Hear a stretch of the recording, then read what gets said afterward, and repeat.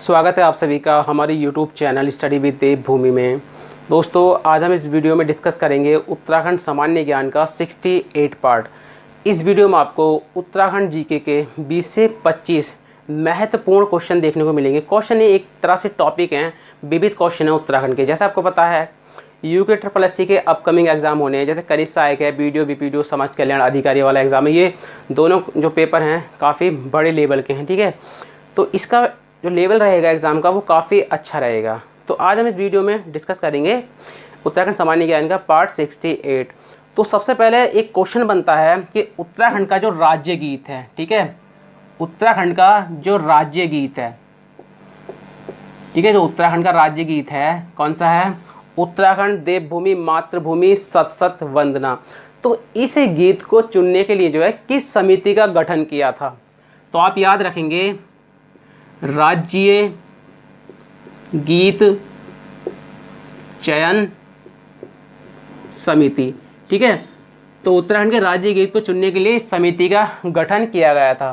तो इस समिति का गठन जो किया गया था वो कब किया गया था? 2015 में। कब किया गया था? 2015 में। इस समिति के जो प्रथम अध्यक्ष बने थे, ठीक है, जो प्रथम अध्यक्ष बने थे वो कौन बने थे? प्रथम मान सकते हैं या उस समय पे जो अध्यक्ष बने थे इसके पहले, ठीक है, पहले अध्यक्ष इसके कौन बने थे आप याद रखेंगे। तो ये बने थे लक्ष्मण सिंह बटोही। कौन बने थे? लक्ष्मण सिंह बटोही। ये नाम आप जरूर याद रखना क्योंकि ये नाम पूछा जाएगा, ठीक है। तो राज्य गीत चयन समिति के अध्यक्ष कौन थे? लक्ष्मण सिंह बटोही। अब यहाँ से क्वेश्चन पूछ सकता है कि राज्य गीत चयन समिति के कुल सदस्य कितने थे, ठीक है, कुल सदस्य जो है वो कितने थे? तो ये 11 सदस्य थे। कितने थे? 11 सदस्य थे। अब इस चयन समिति ने क्या किया था? 6 फरवरी, याद रखेंगे डेट आप, 6 फरवरी 2016 को, ठीक है, 6 फरवरी 2016 को जो है राज्य गीत को जो है चुन लिया था, ठीक है, राज्य गीत को जो है चुन लिया था। अब इस राज्य गीत का जो समय अवधि रखी गई थी, ठीक है, समय अवधि रखी गई थी या कितनी, ये क्वेश्चन पूछ सकता है कि राज्य गीत की जो समय अवधि है वो कितनी है। तो आप याद रखेंगे 9 मिनट है। कितनी है गाइज? 9 मिनट है। अब यहाँ से एक क्वेश्चन बनेगा कि राज्य गीत, जो राज्य गीत है उसके लेखक कौन थे, ठीक है। तो आप याद रखेंगे नाम हेमंत बिष्ट। क्या नाम था उनका? हेमंत बिष्ट था। अब पूछ सकता है आपसे गायक, ठीक है, राज्य गीत के गायक कौन थे? तो आपको नाम याद रखना है नरेंद्र सिंह नेगी। कौन थे? नरेंद्र सिंह नेगी, ठीक है, ये तो गायक हो गए। अगर पूछता है गायिका, ठीक है, गायिका का नाम पूछता है तो उनका नाम भी आपको याद होना चाहिए, अनुराधा सरस। क्या नाम था उनका? अनुराधा सरस, ठीक है, अनुराधा सरस जो है उनका नाम था। तो राज्य गीत चयन समिति से या राज्य गीत से क्वेश्चन पूछता है तो आपसे अब गलत नहीं होना चाहिए, ठीक है। उसके अलावा एक क्वेश्चन यहाँ से और आप नोट कर लो कि उत्तराखंड का जो राज्य खेल है, ठीक है, उत्तराखंड का जो राज्य खेल है क्या है? फुटबॉल। क्या है गाइज? फुटबॉल। तो इसको किस वर्ष चुना गया था, मतलब इसको कब अपनाया गया था राज्य सरकार द्वारा? तो आप याद रखेंगे डेट 2011। 11 को आप ट्रिक से याद रख सकते हैं क्योंकि हम फुटबॉल को दोनों पैरों से खेलते हैं, तो इस तरह से आप इसको याद रख सकते हैं, ठीक है। राज्य का जो बाध्य यंत्र है, ठीक है, राज्य का जो बाध्य यंत्र है, ठीक है, बाध्य यंत्र है वो क्या है? ढोल है। क्या है गाइज? ढोल है। तो देखिए आप इसको ट्रिक से याद रख सकते हैं। एक तरफ तो छोटी पतली डंडी होती है, एक तरफ हाथ होता है, तो इसमें 5, इसमें एक उंगली से पकड़ते हैं इस तरह से, ठीक है। तो आप याद रख सकते हैं 2015 में, ठीक है, 2015 में। राज्य की जो तितली है, राज्य तितली कॉमन पिकॉक, उसको कब अपनाया गया था? कमेंट के माध्यम से बताइए, ठीक है। चलिए इसका अगर स्क्रीनशॉट लेना आपने तो ले सकते हैं, ठीक है। चलिए बैक करके आप इसका ले सकते हैं स्क्रीनशॉट भी। अगला क्वेश्चन जो आपको डालना है गाइज, नोट करना है। देखिए आप जब वीडियो देखेंगे आगे से कभी भी तो आप एक कॉपी पेन लेके बैठेंगे, जो भी क्वेश्चन आपको लगता है कि हाँ ये इंपॉर्टेंट है तो आप उसको नोट कर लो, या फिर आप रफ में भी नोट करते चलते हैं क्योंकि जब आप लिख के याद करते हैं ना तो वो काफ़ी जल्दी याद होता है, ठीक है। अगला क्वेश्चन है, काफ़ी महत्वपूर्ण है। उत्तराखंड जागर संरक्षण दिवस, ठीक है, उत्तराखंड जागर संरक्षण दिवस जो है ये कब मनाया जाता है? तो ये मनाया जाता है, डेट आप याद रखेंगे, 17 सितंबर को। कब मनाया जाता है? 17 सितंबर को जो है ये मनाया जाता है। अब देखिए जागर की बात कर लेते हैं, क्योंकि जागर से क्वेश्चन पूछे ही जाते हैं। जागर जो होता है इसका अर्थ जो होता है गाइस पूछ लेता है, तो आप याद रखेंगे अर्थ इसका, आप याद रखेंगे जागर का जो अर्थ होता है ये होता है जगाना। क्या होता है? जगाना। और देखिए जागर का जो जागर क्यों करते हैं, क्योंकि जो गांव के प्रमुख देवता होते हैं जैसे बागनाथ हैं, गंगनाथ हैं, गोलू देवता हैं, इनको जगाने के लिए जो है जागर आयोजित किए जाते हैं। अब क्वेश्चन ये आता है कि जागर कहाँ पर आयोजित किए जाते हैं? ठीक है, जागर जो है कहाँ आयोजित किए जाते हैं?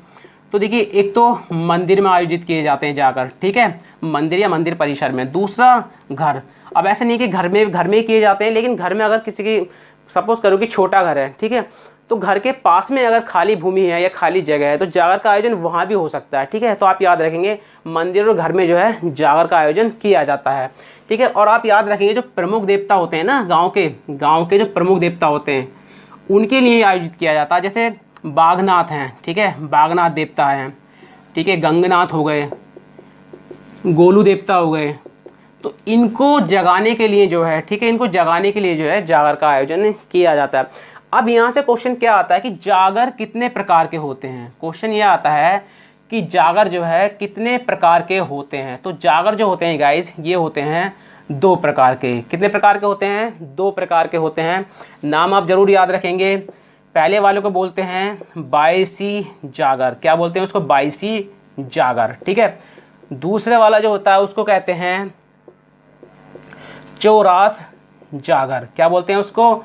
चौरास जागर कहते हैं। अब देखिए जो बाईसी जागर होता है ना, ये वाला जो बाईसी जागर होता है ये 22 दिन लगता है। ठीक है, और चौरास जागर जो है ये 14 दिन लगता है। नाम से आपको लग रहा होगा। अब कहीं कहीं 2 दिन का भी जागर जो होता है ना, 2 दिन का जागर, तो उसको भी बाईसी जागर मान लिया जाता है। लेकिन अगर क्वेश्चन पूछ लेता है बाईसी जागर कितने दिन आयोजित होता है, तब आपको बाईसी लगाना है। लेकिन कहीं कहीं पर जो है 2 दिन का जो जागर लगता है उसको भी बाईसी मान लिया जाता है। ऐसे ही चौरास जागर है, ये 14 दिन आयोजित होता है, और कहीं कहीं पर 4 दिन के जागर को भी क्या मान लिया जाता है? ठीक है, चौरास जागर मान लिया जाता है। अब यहाँ से क्वेश्चन बनता है, देखिएगा इसको आप नोट करते चलना। ठीक है, नोट करते चलना है इसको। अब यहाँ से क्वेश्चन क्या बनता है कि जागर के मुख्य पात्र को क्या कहा जाता है? क्वेश्चन ये बनता है कि जागर के मुख्य पात्र को जो है वो क्या कहा जाता है?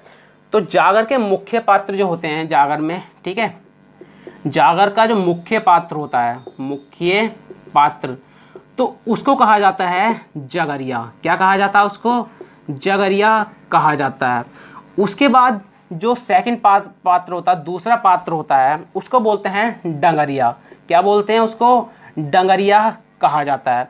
अब इसमें तीसरा पात्र भी होता है, ठीक है, जो जागर का आयोजन करता है, तो तीसरे पात्र को क्या कहा जाता है? सियोकार। क्या कहा जाता है? सियोकार, या सियोकार मिल सकता है आपको, या ऑप्शन में मिल सकता है आपको सेवाकार। क्या मिल सकता है आपको? सेवाकार से आप समझ गए होंगे जो जागर का आयोजन करता है।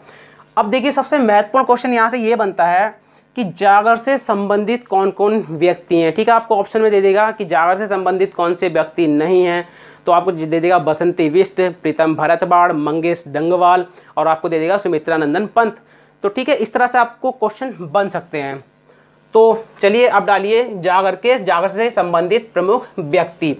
तो जागर से संबंधित जो प्रमुख व्यक्ति हैं, ठीक है, प्रमुख व्यक्ति हैं, तो पहले नंबर पे जो आती हैं बसंती बिष्ट। कौन आती हैं? बसंती बिष्ट आती हैं। ठीक है, बसंती बिष्ट जो हैं ये एक जागर गायिका हैं। ठीक है, ये जागर गायिका हैं, और ये उत्तराखंडी जागर लोक रूप की पहली गायिका हैं, याद रखेंगे। ठीक है, अब बसंती बिष्ट को जो है जागर में, ठीक है, पद्मश्री मिल रखा है। तो ये यहीं से क्वेश्चन बनेगा कि बसंती बिष्ट को जो है जागर के लिए पद्मश्री पुरस्कार जो है कब मिला था? तो डेट आप याद रखेंगे 2017 में। कब मिला था? 2017 में इनको मिला था। और ये किस जनपद से संबंध रखते हैं? तो आप याद रखेंगे चमोली जनपद से जो है ये संबंध रखती हैं। दूसरा सबसे महत्वपूर्ण व्यक्ति है यहाँ पे प्रीतम भरतवाड़। कौन है? प्रीतम भरतवाड़। ठीक है, तो प्रीतम भरतवाड़ भी जो क्या है, ये जागर गायक हैं। कौन है ये? जागर गायक या लोक गायक हैं। इनका संबंध जो है देहरादून जनपद से है, क्योंकि इनका संबंध भी पूछ सकता है किस जनपद से है। तो इनको भी जागर के क्षेत्र में जो है पद्मश्री पुरस्कार मिला था। ठीक है, इनको भी जो है पद्मश्री मिला था। तो आप याद रखना, पद्मश्री वो मिला था 2019 में। कब मिला था? 2019 में। दोनों ही व्यक्ति काफ़ी महत्वपूर्ण है। अगली आती हैं जो काफ़ी महत्वपूर्ण है, कौन आती हैं? कबूतरी देवी। कौन आती हैं? कबूतरी देवी। अब देखिए, कबूतरी देवी से एक क्वेश्चन और पूछा जाता है कि किनको उत्तराखंड की तीजनबाई कहा जाता है। क्वेश्चन आता है कि किनको उत्तराखंड की तीजनबाई कहा जाता है। ठीक है, उत्तराखंड की तीजनबाई कहा जाता है। तो किनको कहा जाता है? कबूतरी देवी को जो है कहा जाता है। ठीक है, तो ये 3 नाम हो गए। उसके अलावा चौथा नाम है गंगा देवी। ठीक है, क्या नाम है गाइज? गंगा देवी। गंगा देवी हो गया। उसके अलावा केशव राम भगत हैं। ठीक है, केशव राम भगत हो गए, ये नाम आप याद रखना। मंगलेश डबराल, मंगलेश डंगवाल, सॉरी डबराल नहीं, डंगवाल आपको नाम याद रखना है, डंगवाल। ठीक है, मंगेश डंगवाल आपको नाम याद रखना है। नीचे नहीं दिख रहा, शायद मैं इसको ऊपर लिख देता हूँ। ठीक है, ये यहाँ पर लिख देता हूँ मैं, मंगलेश डंगवाल। ठीक है, तो मंगलेश डंगवाल अलग हैं और मंगलेश जो डबराल है, सॉरी, ठीक है, मंगलेश डंगवाल अलग हैं और मंगलेश डबराल जो हैं वो अलग हैं। ठीक है, तो यहाँ से गाइज ये क्वेश्चन आपसे पूछ सकता है उत्तराखंड जागर संरक्षण दिवस से। ठीक है, तो ये 17 सितंबर को मनाया जाता है और प्रमुख व्यक्ति आपको इससे याद रखने हैं। ठीक है, चलिए अगले क्वेश्चन की तरफ बढ़ते हैं। तो गाइज देखिए, इसको नोट करते हुए चलना आप इनको। ठीक है, अगर रोज के आप 20 से 25 क्वेश्चन भी याद रखते हो ना अच्छी तरह से, तो वो काफ़ी हो जाते हैं। ठीक है, अगर मिक्स आप याद रखते हो तो वो भी काफ़ी हो जाते हैं। अब एक क्वेश्चन आता है यहीं से, हिमालय दिवस। ठीक है, हिमालय दिवस जो है वो कब मनाया जाता है? ठीक है, तो हिमालय दिवस जो गाइज मनाया जाता है, ये किस समय मनाया जाता है? यहाँ से क्वेश्चन बन जाता है। तो आप याद रखेंगे 9 सितंबर को। ठीक है, 9 सितंबर को जो है हिमालय दिवस मनाया जाता है। ये काफ़ी महत्वपूर्ण क्वेश्चन है और कई बार एग्जाम में पूछा भी गया है। ठीक है, अब जो सबसे महत्वपूर्ण क्वेश्चन पूछा जाता है वो ये पूछा जाता है कि राज्य का, ठीक है, राज्य का प्रथम दलित समाचार पत्र कौन सा था? ठीक है, दलित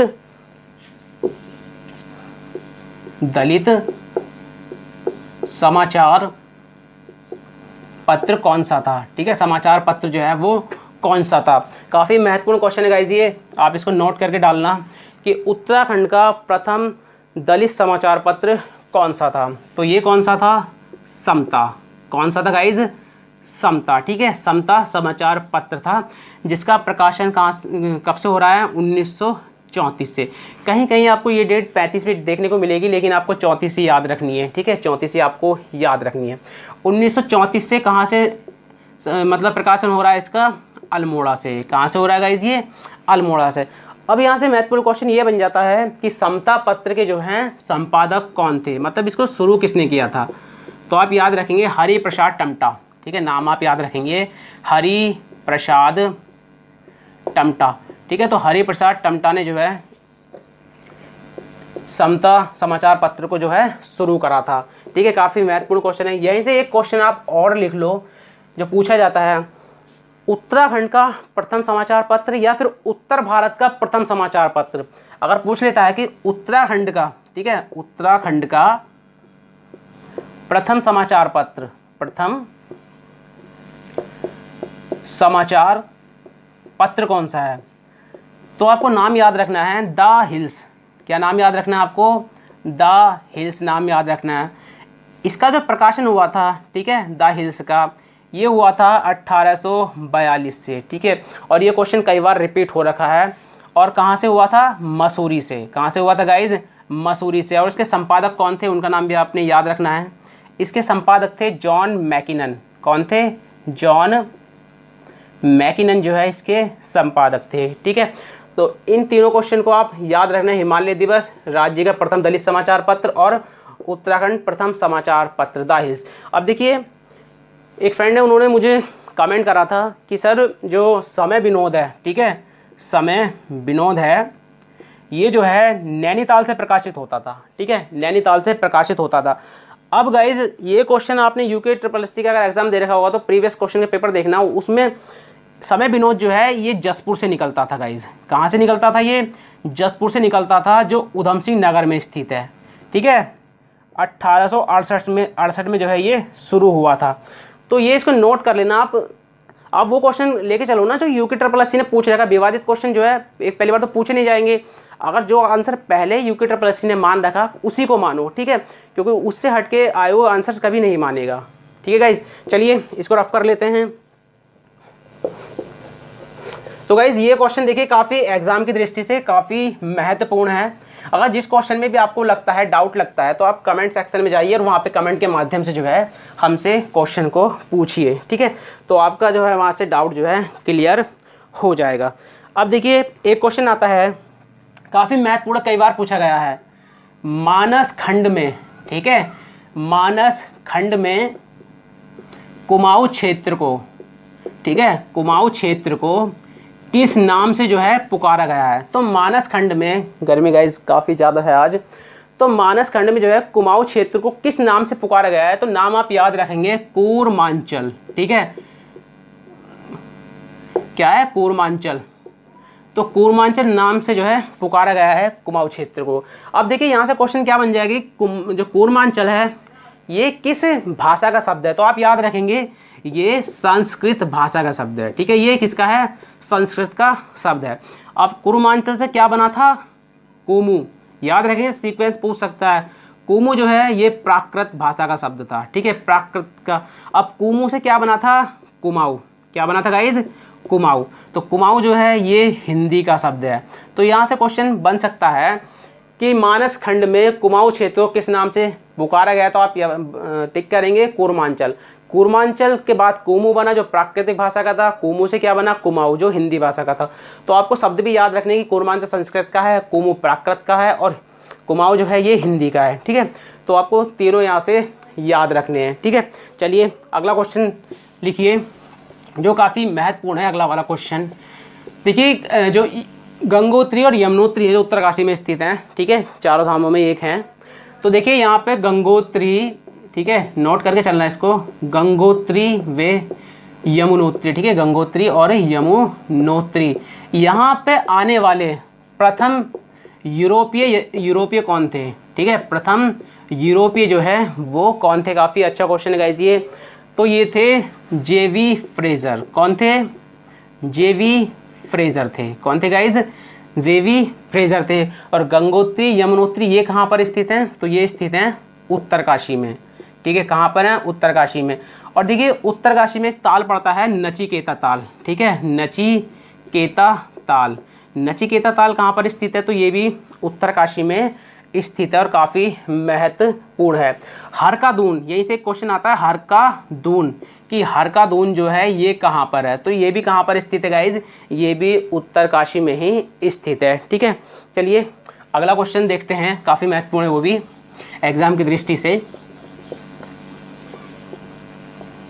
ठीक है। तो अगला क्वेश्चन है गाइज, जो किरात थे, ठीक है, किरात जो थे, किरात, तो किरात के जो वंशज थे, ठीक है, किरातों के जो वंशज थे, किरातों के जो वंशज थे, इनकी भाषा क्या थी?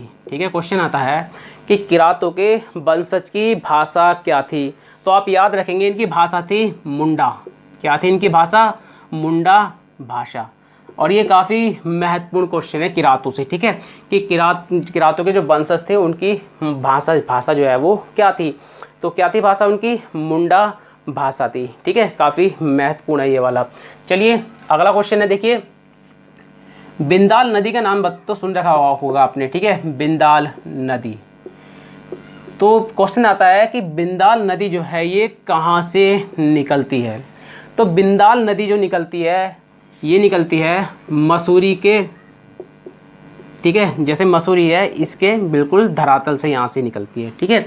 तो आप याद रखेंगे बिंदाल नदी कहाँ से निकलती है? मसूरी का जो धरातल है, ठीक है, जो मसूरी है उसके धरातल से बिल्कुल आधार से निकलती है, ठीक है, एक टाइप से आधार से निकलती है, मसूरी के आधार से निकलती है। और ये बिंदाल नदी वाला क्वेश्चन जो है काफ़ी महत्वपूर्ण है, ठीक है। अगला क्वेश्चन हो जाएगा गाइज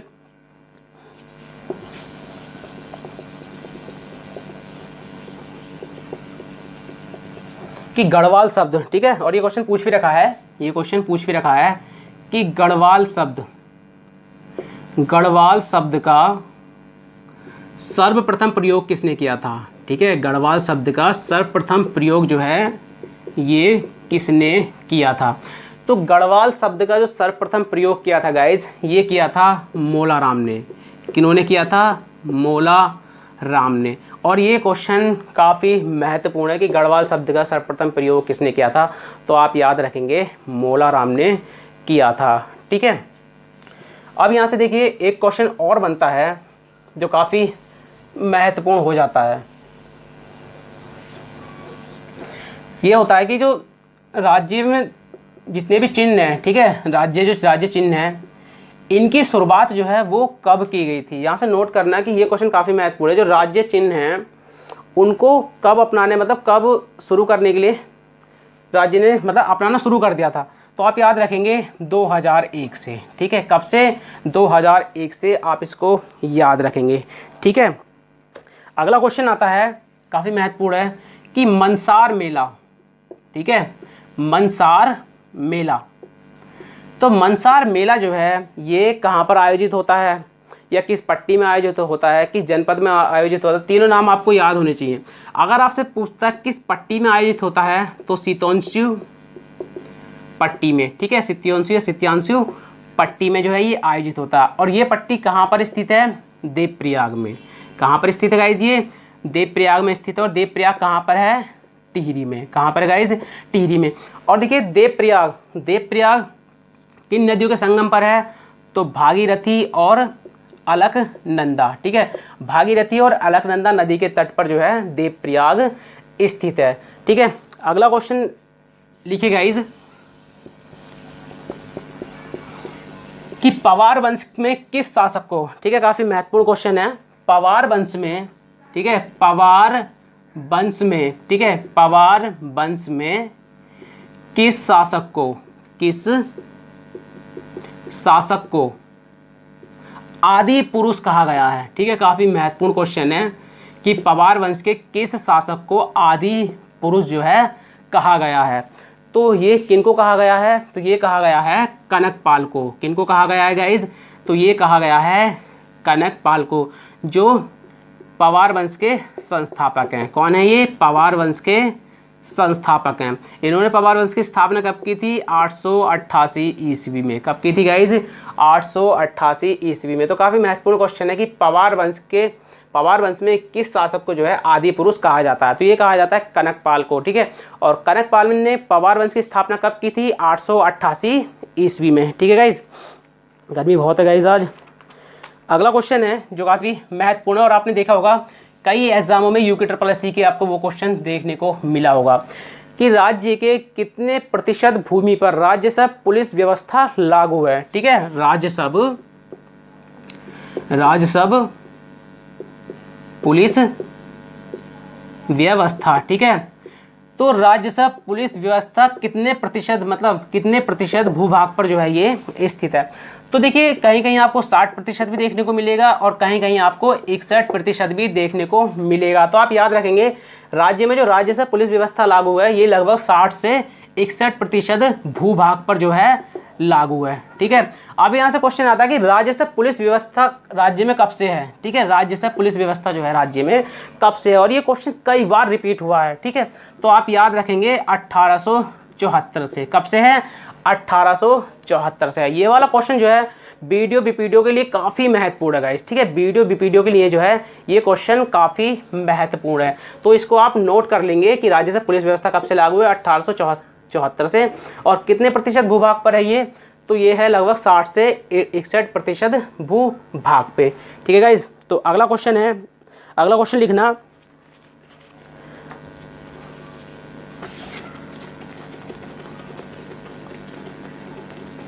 ये क्वेश्चन आपने सुना भी होगा, एग्जाम में दे भी रखा है, ठीक है। कोट भ्रामरी, ठीक है, कोट भ्रामरी, कोट भ्रामरी मंदिर, ठीक है। तो कोट भ्रामरी मंदिर जो है ये कहाँ पर स्थित है, ठीक है। तो ये स्थित है बैजनाथ में। कहाँ पर स्थित है गाइज? ये बैजनाथ में स्थित है। और बैजनाथ कहाँ पर है? तो ये है बागेश्वर में, ठीक है, बागेश्वर में। अब देखिए कोट भ्रामरी जो थी ये कत्यूरी जो थे, कत्यूरी, ठीक है, कत्यूरों की जो है अधिष्ठात्री, ठीक है,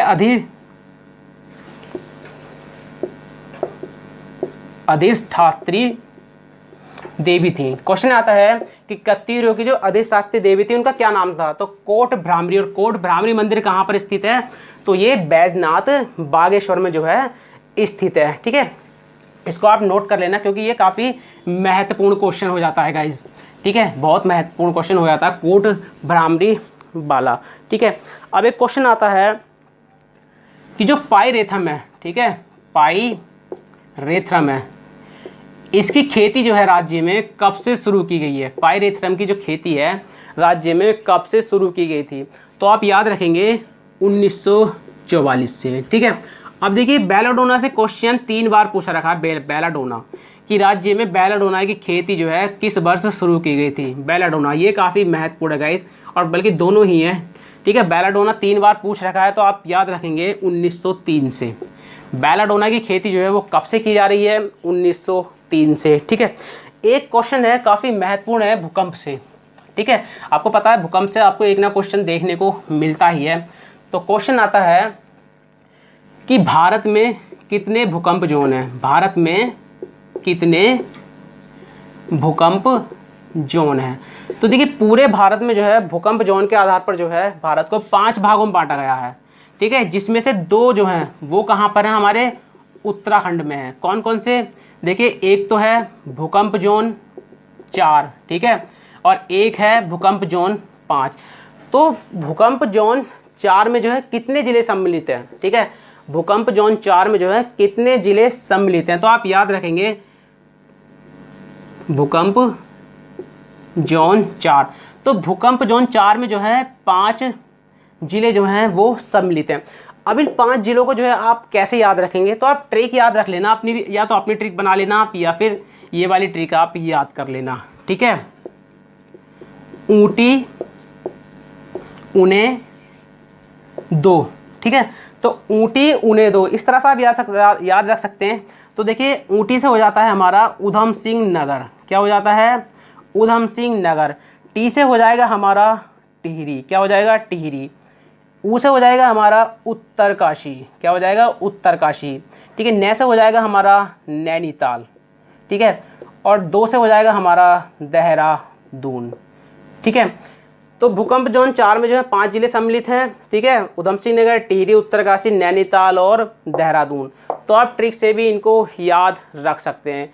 तो गाइज ये आज के कुछ महत्वपूर्ण कुछ टॉपिक थे उत्तराखंड के, ठीक है, उत्तराखंड विविध संबंधित, जो आपके आने वाले एग्जाम में आपकी काफ़ी मदद कर सकते हैं। गाइज देखिए अगर आपको वीडियो 1% भी अच्छी लगती है ना, तो प्लीज़ आपसे रिक्वेस्ट है आप वीडियो को ज़्यादा से ज़्यादा शेयर करें, ठीक है। अगर फर्स्ट टाइम आप हमारे चैनल पर विजिट कर रहे हैं तो आप हमारे चैनल स्टडी विद देवभूमि को सब्सक्राइब कर सकते हैं। जब चैनल को सब्सक्राइब करें तो बराबर बने घंटे के निशान को जरूर क्लिक कर लें, ताकि आप किसी भी वीडियो के नोटिफिकेशन को मिस ना कर पाएँ। तो चलिए मिलते हैं अपनी नेक्स्ट वीडियो में। Thank you for watching.